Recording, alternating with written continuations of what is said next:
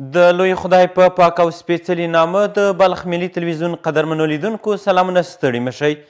زه شمس الله لمن مو د دې ساعت خبرونو ته هرکلی کوم. د افغانستان د اسلامي امارت د امیر المؤمنین شیخ هبت الله اخونزاده د فرمان له مخې ابو عاصم مفتي محمد شریف عثماني د بلخ پوهنتون د نوي رئیس په توګه وټاکل شو. د نوموړي د پیژندنې او د کار د پیل په مراسمو کې د بلخ پوهنتون استادانو، زده کړیالانو او د یاد ولایت یو شمېر مسؤلینو برخه اخیستې وه او د دې ادارې د نوي ټاکل شوي رئیس په سالم مدیریت یې ټینګار وکړ.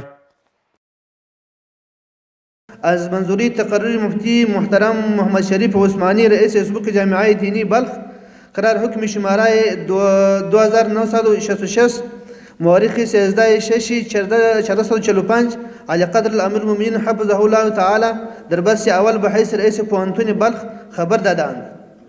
دا د بلخ پوهنتون د نوي رئیس د ټاکنې مکتوب و چې د بلخ ولایت د بشري سرچینو د رئیس لخوا د دې ادارې استادانو، زده کړیالانو او کارکوونکو ته ولوستل شو.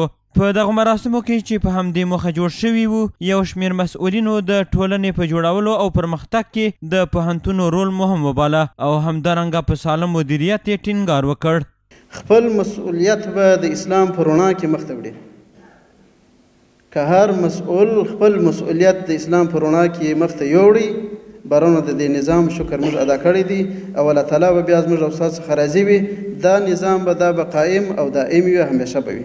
اصالت خود را پوهنتون بلخ به عنوان یکی از پوهنتون‌های مطرح در کشور حفظ بکنه و در ضمن این بتونه که تمام مسئولیت‌هایی که از طرف وزارت محترم تحصیلات عالی سپرده میشه با تمام معنا ادای مسئولیت و رفع مسئولیت بکنه. په ورته وخت کې د بلخ پوهنتون نوي ټاکل شوي رئیس څوکۍ او منصب یو لوی مسؤلیت یاد کړ او ولس او نظام ته یې د صادقانه خدمت کولو ژمنه وکړه.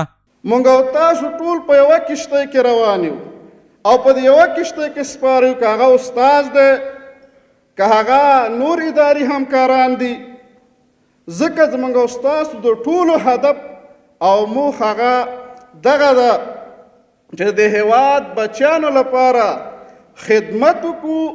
د یادولو وړ ده چې بلخ پوهنتون د هیواد په کچه یو له سترو دولتي پوهنتونونو څخه دی چې 384 استادان، 14 پوهنځي، 4 څانګې او 2 د ماسترۍ پروګرامونه لري. د بلخ ولایت د صنعت او قانونو خونې مسؤلین د بلخ باستان صنعتي پارک د جوړېدو هرکلی کوي او د صنعتکارانو د یوځایوالي په برخه کې مهم ګام بولي. همدارنګه د یاد ولایت صنعتکاران د دغه پارک جوړېدل د خپلو ستونزو او ننګونو په لرې کولو کې مهم ګڼي او د مسؤلینو له لورې په ژر جوړولو ټینګار کوي. د بلخ ولایت د قانون او صنعت ریاست مسؤلین د بلخ باستان صنعتي پارک د کار پیل کېدل د صنعتکارانو د یووالي لپاره ارزښتمن او اړین ګام ګڼي. له بلې خوا د دې ولایت صنعتکاران له مسؤلینو خوښ دي، وایي د یاد پارک جوړېدل به د دوی ستونزو او ننګونو ته د پای ټکی کیږدي. ما 100% در این تو یک چیزی که ایجاد کردن خوشبین هستیم. حتما راحتی خود برای تاجر، برای خصوصا طبقه تاجر و صنعتکار داره که یک صنف علایده است، برقی منظم است، از بین مردمی که سایه ریایش است بیرون میبره. در این گپ خیلی خوشبین هستیم، خیلی اقدام خوب و بجا و نیک است. ایجاد کردن پارک‌های صنعتی، مخصوصا پارک صنعتی بلخ باستان، پارک صنعتی امیرعلی شیر نوایی و یک پارکی که واقع در داخل حومه شهر است به نام پارک شادیان میگه، اینا خودش سرمایه گذاری با همکاری با سرمایه گذاراست و تشویق سرمایه گذارا در این بخش است. واقعا بهترین کمکی است که دولت میتونه برای سرمایه گذارا بکنه، از اینکه کمک بزرگتر و مهمتر دیگه نمیشه. له بل لوري د بلخ ولایت د قانونو او صنعت رئیس د دې پارک د جوړولو موخه د اسلامي امارت لخوا د غټو او وړو صنعتکارانو یووالی او مدغم کېدل یادوي. نوموړی زیاتوي د دې پارک د ځمکې ویش به د بلخي صنعتکارانو لپاره په ډیرو برخو کې اسانتیاوې رامنځته کړي. 4000 جریب زمینه در بلخ باستان که نو ایجاد کردیم به ایره تخصیص داده از طرف دولت که ایره به صنعتکارا توزیع بکنیم و در این پارک صنعتی به صدها فابریکا فعال می شود و بازارها و به بازارها که در بالاتر جوانان مصروف کار می شود. د یادونې وړ ده چې په بلخ ولایت کې تر 1900 پورې غټې او وړې کارخونې شتون لري چې له ډلې یې 1500 فابریکې فعالې دي او په بېلابېلو برخو کې فعالیت کوي. د بلخ ولایت د شهیدانو او معلولینو چارو ریاست مسؤلینو د شهیدانو او اړمنو کورنیو سره د غم شریکۍ او تسلیت په موخه چمتال ولسوالۍ ته سفر وکړ ترڅو د شهیدانو له وارثینو او اړمنو کسانو سره وګوري او د هغوی د ستونزو په حل کې ورسره مرستې او همکاري وکړي. د بلخ ولایت د شهیدانو او معلولینو ریاست مسؤلینو د شهیدانو او یتیمانو له کورنیو سره د مرستې په موخه چمتال ولسوالۍ ته سفر وکړ او له یو شمېر اړمنو سره یې د نغدي پیسو مرسته وکړه. دوی د دې ولسوالۍ له علماو، مخورو او نورو اوسیدونکو سره وکتل. همدارنګه د بلخ د شهیدانو او معلولینو رئیس د دې لیدنې پر مهال ژمنه وکړه چې د محسوساتو او بنسټونو په همکارۍ به د شهیدانو او معلولینو له کورنیو سره نورې مرستې هم وکړي. دا خلک ډېر حقداره دي چونکې دې ولسوالۍ کې ډېر زیات یتیمان دي نو د دوی د ورثو سره د دوی د قریبانو سره موږ ولیدل چې دوی ته اطمینان ورکړو چې دلته څونه یتیمان وي او یا معلولین وي انشاءالله دوی پوره خدمت ته رسیدګي وکړو.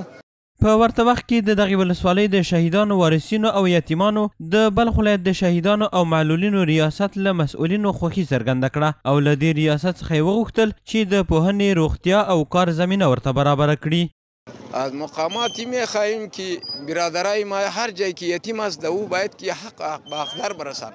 الحمدلله موږ سره ښه همکاري کړې ده او چې د هر لحاظه یې موږ یعنې ورکړي په دغه همکارۍ کې ښه پوره همکاري موږ سره شوې ده. د هر څه پورې چې از موږ څه ارمان او څه هیله ارزو و هغه مکمل زموږ پوره شوې ده. الحمدلله په دې حال باندې ډیر شکر ده. کتی ما کمک شده، کتی سگرای ما کمک شده، دایم در ریاست رفتیم او در خود ولسوالی هم که مدیر صاحب داره کتی ما مردم کمک کرده، دایم آمده سر ما پرسان کرده. د بلخ د شهیدانو او معلولینو ریاست د شمیرو له مخې په دغه ولایت کې شاوخوا 14,000 د شهیدانو وارثین، کونډې او معلولین ژوند کوي. د مزار شریف ښاروالۍ له لوري د یاد ښار په اومه ناحیه کې د سید آباد اوم سړک د کانکریټ اچونې چارې پیل شوې. دغه سړک 520 متره اوږدوالی او 8 متره سول لري چې په جوړېدو سره به یې د ځایي خلکو ډېرې ستونزې هوارې شي. د سید آباد سیمې اوسیدونکي د اوم سړک کانکریټ کېدو په اړه خوښي څرګندوي او وایي چې د اسلامي امارت په بریا سره د ډیرو پراختیایي پروژو شاهدان یو چې په تیرو 40 کلونو کې ورته پام نه دی شوی. زمین سرک نه موتورسیکل نه موتر نه یه چیز رفت آمد نمیتونه، لای بود، گل بود، تمام چیزی شده جانب از بین رفته بود. اینمی خیر ببینه خانهشان آباد که اینمی خطر کتی ما میره جور کرده. ما از یا خیلی خوش هستیم، خیلی خوشمند هستیم. امروز الحمدلله با همکاری امارت اسلامی سرک‌های ما کانکریت ریزی شده و از امارت اسلامی تشکر میکنیم. په ورته وخت کې د دې پروژې مسؤل وایي یاد سړک 520 متره اوږدوالی او 8 متره سور لري چې د مزار شریف ښاروالۍ له بودیجې څخه د 6 میلیونه او 600,000 افغانیو په لګښت جوړیږي. طول سرک د حدود 520 متر، عرض سرک هم 8 متر، بودجهشان هم د حدود 6 میلیون و 600,000 افغانی که از طرف ریاست شهرولی شهر مزار شریف پرداخته میشه و انشالله برای مردم محل اطمینان میدیم که در انشالله در 20 روز یک ماه مکمل برشان تسلیم داره تا بهره برداری. یعنی دا په داسې حال کې ده چې د دې پروژې د کاري بشپړېدو ته نوي کاري ورځې ټاکل شوي او د دې پروژې مسؤل وایي چې تر ټاکلې نیټې مخکې به د دغه سړک چارې بشپړې کړي. د بلخ ملي تلویزیون قدرمنو لیدونکو دا و د دې مهال خبرونه. تر بیا مو العمل ښه وخت.